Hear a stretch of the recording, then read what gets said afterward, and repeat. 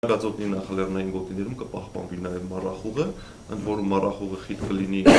գիշերային եւ առավոտյան ժամերին եւ մառախուղի հետևանքով, քանի որ նա խտանում է, կոնդենսանում է ճանապարհների վրա, ճանապարհներին առաջանում է մերկասառույց, այնպես որ հրավիրում ենք մեր վարորդների զգոնությունը, որ հատկապես գիշեր եւ առավոտյան շատ զգույշ լինեն։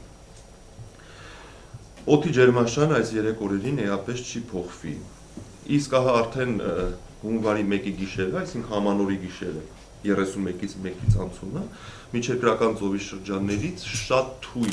արտահայտված, շատ թույլ ցիկլոն է մոտենում հանրապետության տարածքին։ Եվ հունվարի 1-ին եւ 2-ին մենք գտնվելու ենք այդ թույլ արտահայտված ցիկլոնի ազդեցության գոտում։ Հունվարի 1-ին, 2-ին ամբողջ հանրապետությունում կամպի եւ հատկապես Շիրակում, Կոտայքում, Արագածոտնում, Երևանում, Արարատում, Արմավիրում եւ Վայոց ձորում սպասվում է թույլ ձյուն, բայց տեղումների քանակը լինելու է շատ փոքր։ Օրինակ Երևանում մեկին ընդամենը կանխատեսվում է 1-2-3 սանտիմետր այդ քանակությամբ տեղումներ։ Հունվարի 3-ին տեղումները կդադարեն։ Իսկ օդի ջերմային ֆոնը առաջիկա 5 օրերի ընթացքում մինչև հունվարի 3-ը ներառյալ էական փոփոխություններ չի կրելու, միայն հունվարի 3-ից 4 ընկած ժամանակահատվածում արդեն օդի ջերմաստիճանը մի փոքր կնվազի, մոտ 3-ից 4 աստիճանով։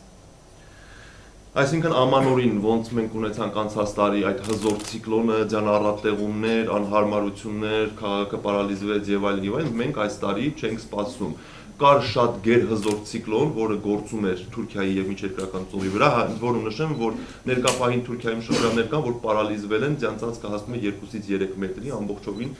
աշխարհից կտրվել են։ Բայց փառք Աստծո այդ ցիկլոնը բեռնաթափվում է ամբողջությամբ Թուրքիայի վրա եւ մեր վրա գալիս է շատ թույլ տեսքով։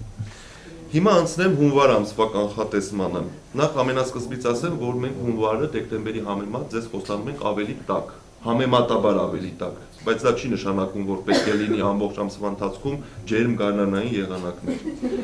Որովհետև երբ որ մենք ասում ենք ջերմաստիճանի բարձրացում, մարդկանց մոտ տպավորություն է ստեղծվում, օրինակ այն սառնամանիքները, որ կար, չէ, որ -20-22 աստիճաններ։ Ես հայտարարեցի, որ օդի ջերմաստիճանը գիշերը բարձրանալու է 13-ից 15 աստիճանով, եւ իրոք 22 աստիճան սառնամանիքը հիմա դարձավ -5 աստիճան, ինչպես դուք տեսնում եք։ Բայց կային անձինք, որոնց մոտ տպավորություն էր, որ պետք է +20 աստիճան տաքություն արձանագրվի, իրենք էլ գարնանային շորերով դրսում զբոսնեն։ Այդպես չէ, խնդրում եմ, որ մենք հայտարարում ենք, ճիշտ է, ցանկությունը մեծ է, որ շատ տաք լինի, բայց խնդրում եմ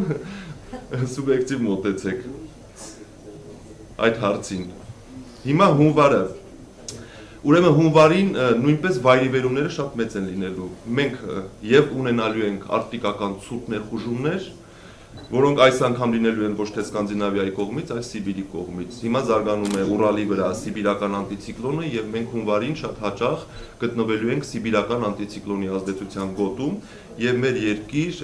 հյուսիս-արևելքից Ղազախստանի կողմից հիմնականում ներթափանցելու են արկտիկական օդային զանգվածներ։ Բայց կլինեն նաև ժամանակահատվածներ եւ մենք կգտնվենք մերձավոր արևելքից ներթափանցող արևադարձային տաքօդային հոսանքների ազդեցության գոտում։ Հիմա ես առանձնացնում եմ այն էքստրեմումները ամսվա ընթացքում, որ կլինեն ամենացածր եւ ամենաբարձր ջերմաստիճանները հանրապետության մարզերում։ Հա, նաև ասեմ, որ հունվարը բոլոր մարզերում կանխատեսվում է տեղումն առատ։ Տեղումները նորմայից ավել են սպասվում, ոնց որ դեկտեմբերին։ Դա նշանակում է, որ ձնառատ կլինի։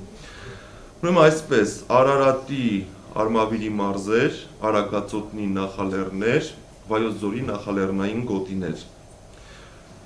Արկտիկական ցուրտ օդային զանգվածների ներխուժման դեպքում այն նվազագույն ջերմաստիճանը, որը կանխատեսվում է գիշերային ժամերին, դա -17, -20 աստիճաններ։ Իսկ առավելագույն ջերմաստիճանը, որ առանձին օրեր արևադարձային տաքօդային հոսանքների ներթափանցման դեպքում կարող է բարձրանալ այս հատվածներում, դա +4, +5 աստիճանն է ցերեկային ժամերին։ Շիրակ, Կոտայքը, Գեղարքունիքը, Արագածոտնի եւ Վայոց ձորի լեռնային շրջանները։ Ամենացածր ջերմաստիճանը, որ կարող է գրանցվել գիշերային ժամերին, -25, -30 եւ կան հատվածներ, կուզենամ առանձնացնեմ Աշոտսկի հատվածը, Վարդենիսի հատվածը, Ապարանի ծաղկահովտի հատվածը չի բացառում մինչև 32-33 աստիճան սառնամանիք։ Իսկ տաքօդային հոսանքների ներթափանցման դեպքում առանձին օրեր կարող է ջերմաստիճանը բարձրանալ 0+3 աստիճան։ Լոռի, ուրեմն նվազագույն ջերմաստիճանը -21-26,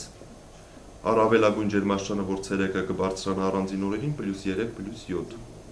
Տավուշ, Նվազագույնը գիշերային ժամերին առանձին օրերին կիջնի -12, -17, առավելագույնը տաք օդի ներթափանցման դեպքում +5, +10։ Սյունիքի մարզ հովտային գոտիներում ցուրտ օդային հոսանքների ներխուժման դեպքում առանձին օրեր ջերմաստիճանը կիջնի գիշերը -10-15, ցերեկը տաք օդի ներթափանցման դեպքում կբարձրանա +5, +10, իսկ Սյունիքի լեռնային գոտիներում նվազագույնը կանխատեսվում է -18, -23 աստիճան, առավելագույնը +2, +5 աստիճան։ Եվ Երևան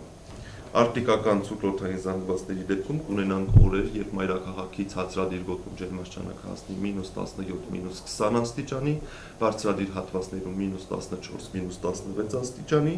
իսկ բարձրադիր գոտում նվազագույն ջերմաստիճանը ամսվա ընթացքում կանխատեսվում է -14, -16 աստիճան։ Այսինքն մոտ 3-4 աստիճանով ավելի բարձր կլինի, քան ցածրադիր հատվածներում։